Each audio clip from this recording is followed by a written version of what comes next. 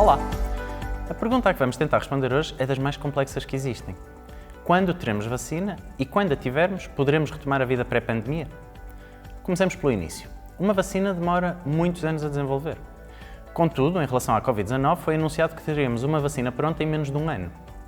Pensemos na Covid-19 em comparação com outras doenças causadas por outros tipos de coronavírus, como sejam a Síndrome Respiratória Aguda Grave, SARS, ou a Síndrome Respiratória do Médio Oriente, MERS, ou mesmo doenças causadas por outros tipos de vírus, como sejam a SIDA.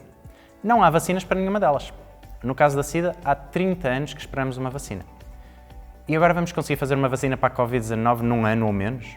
Bom, há algumas diferenças fundamentais que abrem uma janela de esperança.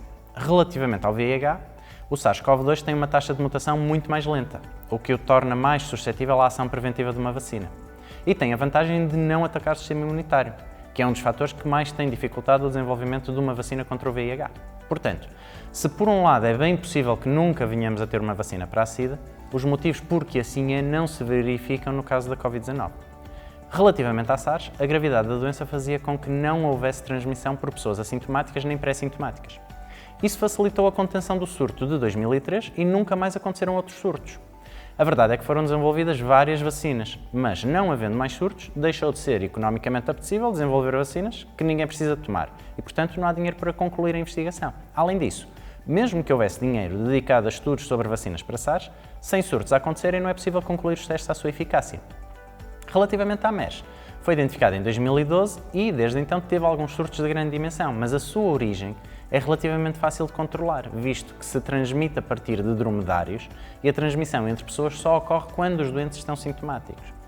A melhoria das condições de higiene no tratamento dos animais e nos hospitais, que são os locais onde ocorre a maioria dos contágios entre pessoas, fez com que os surtos mais recentes tenham sido muito pequenos. Ora, se a população geral está, em princípio, segura, e se mesmo entre grupos de alto risco o contágio é pouco frequente e pode ser prevenido com relativa facilidade, através da aplicação de medidas de higiene, também não se torna uma doença para a qual seja prioritário desenvolver uma vacina.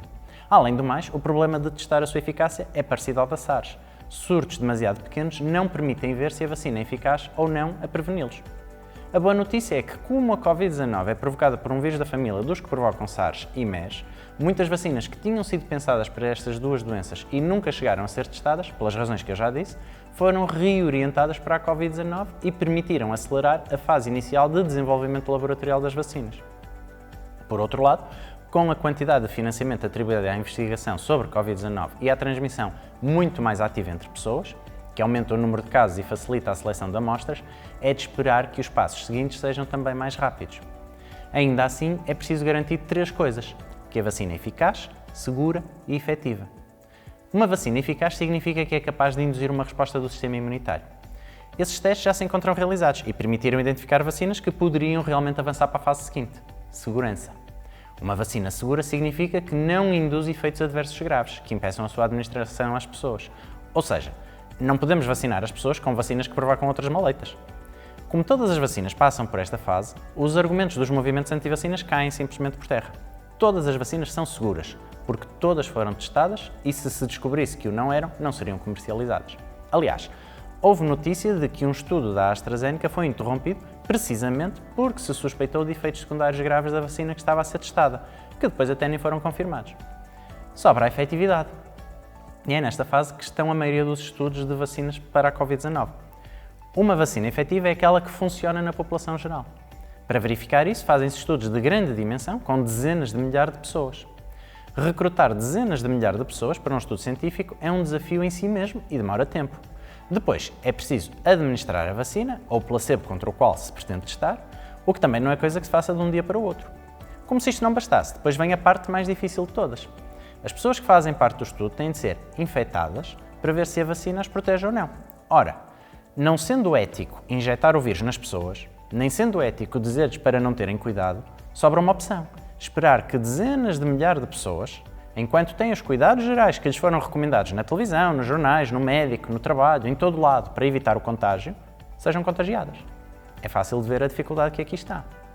A verdade é que esses estudos estão em curso e estão anunciados resultados, da maioria deles, para o final deste ano. Com alguma dose de otimismo é possível assumir que venha a acontecer, mas o processo não termina aqui. Até agora estamos a falar do trabalho dos laboratórios farmacêuticos.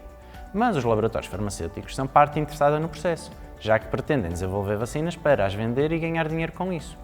Por muito honestos que sejam, têm um conflito de interesses óbvio. Por isso, é preciso que os estudos feitos pelos laboratórios farmacêuticos sejam validados por uma entidade reguladora que autoriza a sua introdução no mercado. Em Portugal, essa autoridade é o Infarmed. Na União Europeia, a EMA, que quase veio para o Porto. E nos Estados Unidos, a FDA. O processo de autorização, por muito rápido que seja, não se faz da noite para o dia. Caso contrário, corremos o risco de fazer pior emenda que o soneto, cometer erros e descredibilizar as entidades reguladoras, a indústria farmacêutica e as vacinas em geral. Mesmo que tudo corra bem e seja o mais rápido possível, é depois preciso conseguir ainda produzir e administrar milhões de doses de vacina. Os laboratórios farmacêuticos têm uma capacidade de produção limitada. Por exemplo, a Moderna anunciou 500 milhões de doses por ano, o que não chega para vacinar sequer 10% da população mundial. Para a Europa estão reservados 80 milhões de doses, o que permitiria cobrir menos de 10% da população europeia. Não esquecer que a Moderna referiu que seriam provavelmente necessárias 2 doses de vacina por pessoa. Por muito que aumentemos a capacidade de produção, nem toda a gente vai poder ser vacinada de imediato.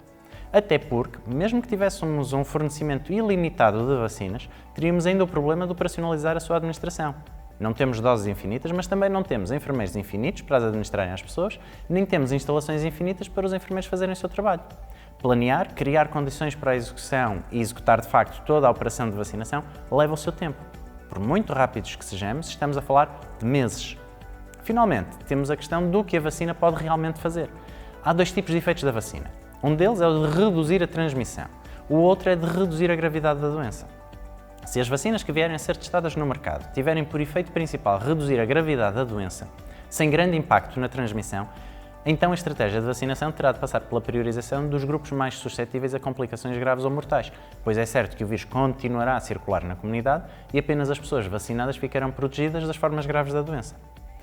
Se as vacinas tiverem um forte impacto na redução da transmissão, então deveremos procurar generalizar a vacinação o mais possível, de modo a procurar atingir a imunidade de grupo.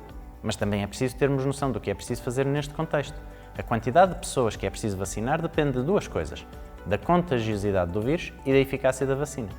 A contagiosidade do vírus mede-se através do chamado R0, que no caso da Covid-19 é de 2, ou seja, sem quaisquer medidas de prevenção, um doente contagia em média 2 pessoas. Se assumirmos que a vacina tem uma eficácia de 75%, o que não é nada mau, teríamos de vacinar 2/3 da população para conseguir anular o contágio. Mas se assumirmos que a eficácia da vacina é de apenas 50%, como acontece muitas vezes com a vacina da gripe, para contermos a progressão da doença seria necessário vacinar a totalidade da população. Em qualquer dos casos, o número de vacinas da Moderna que a Comissão Europeia negociou não seria suficiente. Mas não basta analisar a eficácia inicial da vacina. É preciso saber se essa eficácia é duradoura. Ainda não sabemos muito sobre a imunidade produzida pela infecção pelo coronavírus, mas os estudos existentes até à data não nos permitem assumir que as vacinas produzam imunidade duradoura. Por outras palavras, pode ser necessário vacinar a população todos os anos para garantir a continuidade da imunidade. Resumindo e concluindo, há demasiadas incógnitas e demasiados obstáculos para podermos dizer com segurança que a vacina nos permitirá retomar a vida que tínhamos antes da pandemia, muito menos já para o ano que vem.